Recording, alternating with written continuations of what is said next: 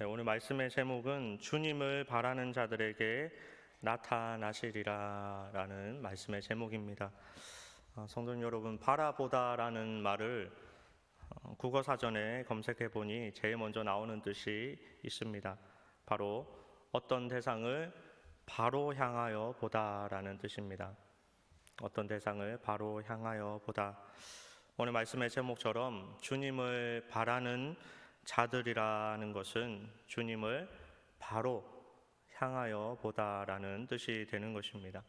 똑바르게 바로 주님을 보는 자에게 우리 주님께서 역사하신다라는 사실을 여러분 믿으시기 바랍니다.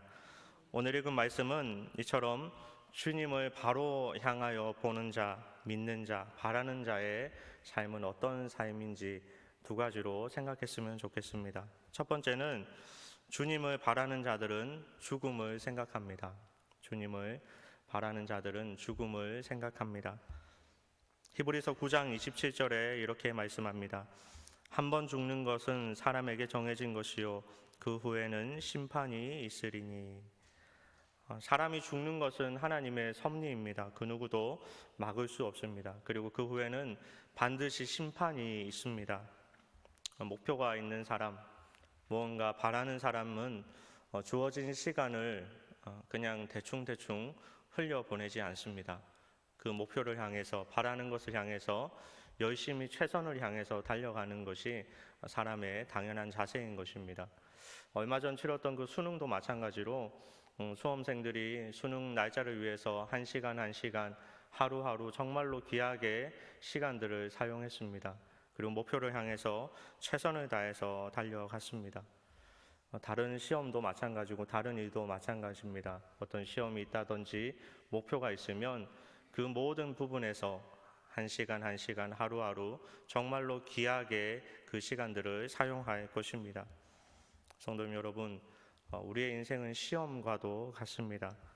오늘 읽은 27절 말씀에 보면 분명히 말씀하는 것이 한 번 죽는 것은 사람에게 정해진 것이요 그 후에는 심판이 있으리니.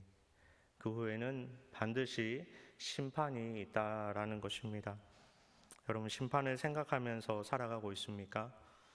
죽음과 심판이 우리의 목표가 될 수는 없습니다. 하지만 우리가 주님을 바라보는 사람으로서, 바로 보는 사람으로서 다가올 죽음과 심판에 대해서 생각해야 된다라는 사실을 여러분 믿으시기 바랍니다.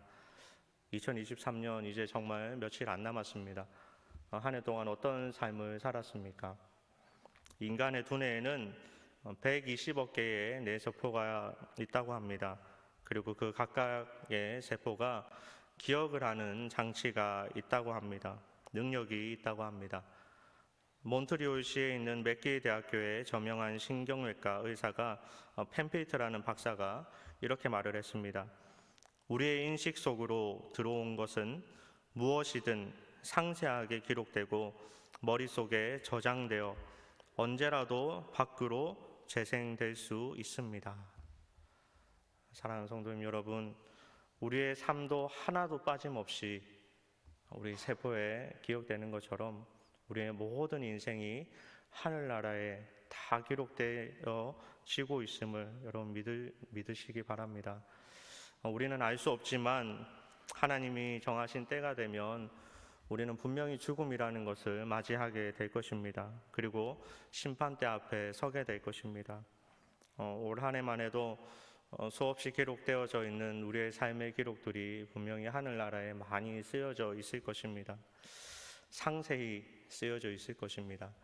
그리고 그 기록은요, 저와 여러분의 모습뿐만이 아니라 우리의 말과 행동을 통하여서 받은 내 주변 인물들의, 주변 사람들의 영향까지도 아마 기록되어 있을 것입니다. 그 사람이 우리로 인하여서 힘을 얻고 위로를 얻었는지, 그 사람이 우리를 통하여서 상처를 받았는지, 그런 부분까지도 다 기록되어 있다는 것입니다. 여러분, 올해 어떤 기록을 많이 남기셨습니까?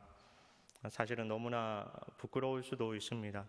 우리의 삶을 하나하나 드라마로 보는 것처럼 우리의 말 때문에 주변의 사람이, 이웃이 상처받고 우리의 행동 때문에 또 알 수 없는 수많은 사람들이 상처와 아픔으로 또 힘들어하고 있는 것들을 만약에 우리가 우리의 인생을 영화로 본다면 너무나 부끄러워서 여기 계신 분들, 저를 포함하여서 고개를 들면서 자신의 인생을 볼 수 있는 분들은 많이 없을지도 모릅니다.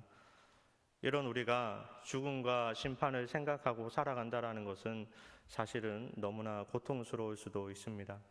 그러나 우리 믿는 자, 주님을 바라는 자, 죽음과 심판을 생각하는 사람은 꼭 그렇지만은 않습니다. 고린도전서 1장 18절 말씀을 다 함께 읽겠습니다. 십자가의 도가 멸망하는 자들에게는 미련한 것이요 구원을 받는 우리에게는 하나님의 능력이라. 아멘. 비록 죽음과 심판을 생각하는 인생을 살지만 우리 믿는 자들에게 그 죽음이 하나님의 은혜이며 천국의 기쁨이고 구원에 대한 감사와 감격의 시간이 된다라는 사실을 여러분 믿으시기 바랍니다.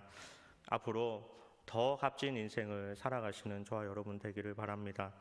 남은 인생을 살아갈 때 주님을 바라는 자로, 주님을 바로 보며 살아가는 자로서 하루하루 더 값지게 의미 있게 한 줄 한 줄 우리의 인생의 기록들을 써내려 간다면 우리는 정말로 주님을 바라는 자, 주님의 역사하심을 이루는 그런 인생이 될 줄 믿습니다. 두 번째로 주님을 바라는 자들은 예수님의 희생을 생각합니다. 주님을 바라는 자들은 예수님의 희생을 생각합니다. 히브리서 9장 28절에 이렇게 말씀합니다.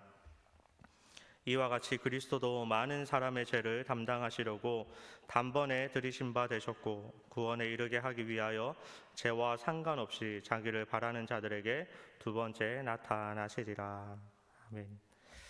예수님께서 이 땅에 오셔서 채찍질 당하시고 채찍에 맞으시고 십자가를 지시고 언덕에 오르시고 또 그 십자가에 달려서 죽으셨습니다. 저와 여러분 모두는 예수님께서 우리의 죄 때문에 그런 희생, 고통, 헌신을 하셨다라는 것을 우리는 반드시 기억해야 하는 것입니다. 은혜 받고 사는 자는 그 은혜를 결코 잊어서는 안 된다라는 것입니다. 그 은혜 받고 사는 자는 내가 받은 은혜, 내가 지금 은혜로 사는 것, 무엇 때문에 이렇게 누리고 있는지를 우리는 반드시 기억해야 한다라는 것입니다. 우리 믿는 자는 은혜 갚은 까치의 이야기처럼 나를 위해 모든 것들을 주신 우리 예수님을 생각하면서 나도 예수님을 위해서 나의 모든 것들을 드리는 그런 인생을 살아가야 된다라는 것입니다. 지금 우리는 어떤 삶을 살아가고 있습니까? 하나님께 많은 은혜를 받고 살아가는데 우리는 하나님 앞에 어떤 많은 것들을 드리는 인생을 살고 있습니까? 예수님께서 나를 위해 죽으시면서 하시는 말씀을, 그 유언의 말씀을 우리는 기억하고 있습니까?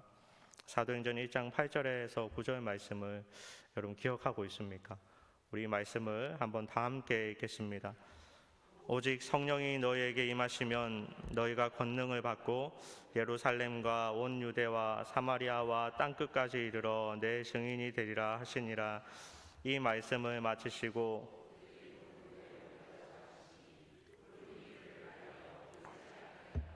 아멘. 우리를 위해 자신을 내어주신 예수님께서 우리에게 하시는 말씀은 바로 이것입니다. 증인된 삶, 증인된 삶. 여러분, 그 증인된 삶이 어떤 삶입니까?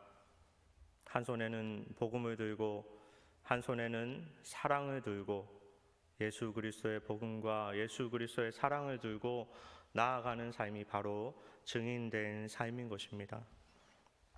말라기 3장 10절에 이렇게 말씀합니다. 우리 다 함께 읽겠습니다. 만군의 여호와가 이르노라 너희의 온전한 11조를 창고에 들여 나의 집에 양식이 있게 하고 그것으로 나를 시험하여 내가 하늘 문을 열고 너희에게 복을 쌓을 곳이 없도록 붙지 아니하나 보라. 이 11조가 의미하는 것이 여러분 무엇입니까? 우리의 인생, 우리에게 주어진 모든 것들이 다 하나님의 것입니다 라는 그런 믿음의 고백이 바로 11조입니다. 우리는 예수님을 위해 주님을 바라는 자로 우리의 것을 어떻게 드리고 있습니까? 어떤 이들은요 봉사를 하라고 하면 시간이 되면 한다고 합니다. 어떤 이들은 예배를 드리고 또 모임에 참석하고 또 함께 기도하자고 하면 시간이 나면 드린다고 합니다. 그것은 남는 시간을 쪼개서 쓰는 것이지 결코 예수님께서 우리에게 보여주신 것처럼 희생하는 것이 아닙니다. 만약 예수님께서 우리를 위해서 남는 시간을 드리고 남는 희생을 드렸다면 저와 여러분이 과연 구원을 받을 수 있을까요? 내가 할 수 있는 건, 내가 누리는 것을 다 누리면서 어떻게 그것을 희생이다라고 말할 수 있겠습니까? 우리는 마땅히 우리의 시간의 11조를 드려야 됩니다. 우리의 물질의 11조를 드려야 되고 우리 재능의 11조를 드려야 됩니다. 우리 모든 부분에서 삶에서 하나님 앞에 드릴 수 있는 우리 인생의 11조를 반드시 하나님 앞에 드리는 인생을 살아가야 됩니다. 그래서 하나님이 이 모든 것들이 다 주님의 것입니다. 하나님의 것입니다. 고백하는 인생을 우리가 살아가야 된다라는 것을 여러분 믿으시기 바랍니다. 주님을 바라는 자로 주님을 위해 희생하고 주님을 바라는 자로 나의 것, 나의 시간, 나의 물질, 나의 열정, 나의 재능을 하나님 앞에 드리는 저와 여러분 되시기를 바랍니다. 우리에게 주어진 남은 모든 시간 주님 다시 오시는 그날까지 주님을 바라는 자로 예수님의 희생을 잊지 않고 나도 예수님께 드리는 인생을 살 수 있는 그런 지혜로운 성숙한 그리스도인이 되기를 주님의 이름으로 축복합니다. 말씀을 정리하겠습니다. 블룸하르트라는 남독일의 시골 마을 목사님이 있었습니다. 이 목사님은 종말론적 신앙론을 가지고 있었는데 세계 1차 대전 이후에 기독교사의 이 시골 마을 목사님의 종말론적 신앙론이 기독교사에 꽤 의미 있게 다룬 적이 있습니다. 이 목사님은 예수님의 재림을 살아생전에 보리라 예언하면서 사람들에게 경각심을 갖게 했습니다. 그리고 그의 집마당에는 항상 마차가 있었는데 예수님이 오시자마자 그 장소로 달려가려고 준비를 했다는 것입니다. 이렇듯 그는 끝날에 대한 확신을 가지고 매일매일 하루하루를 살았습니다. 그리고 그러한 종말론적 신앙 사상으로 인해서 사회나 현실에 대해서 무관심한 것이 아니라 오히려 고통 중에 있는 사람들에게 더욱더 다가갔고 아름다운 하나님의 나라를 위해서 더욱더 애쓰며 주변 많은 사람들에게 자신의 것보다 남을 위해서 희생하고 위로하고 소망을 주는 인생을 살았습니다. 성도 여러분, 이 목사님이 살아생전에 예수님께서 재림을 했을까요? 당연히 아니겠죠. 하지만 결과적으로 끝날에 대한 확신, 그 확신 때문에 깨어있는 신앙을 가지고 많은 사람들을 깨우는 그런 기독교사의 많은 존경을 받는 그런 인물로 평가받고 있습니다. 성도 여러분, 종말론적 신앙론, 이 종말론이라는 말을 어떤 사람들은 너무나 위험하다라고 말하는 사람들도 있습니다. 어떤 사람은 그것 때문에 많은 혼란을 준다, 성도들에게 큰 혼란을 준다라고 말하는 사람들도 있습니다.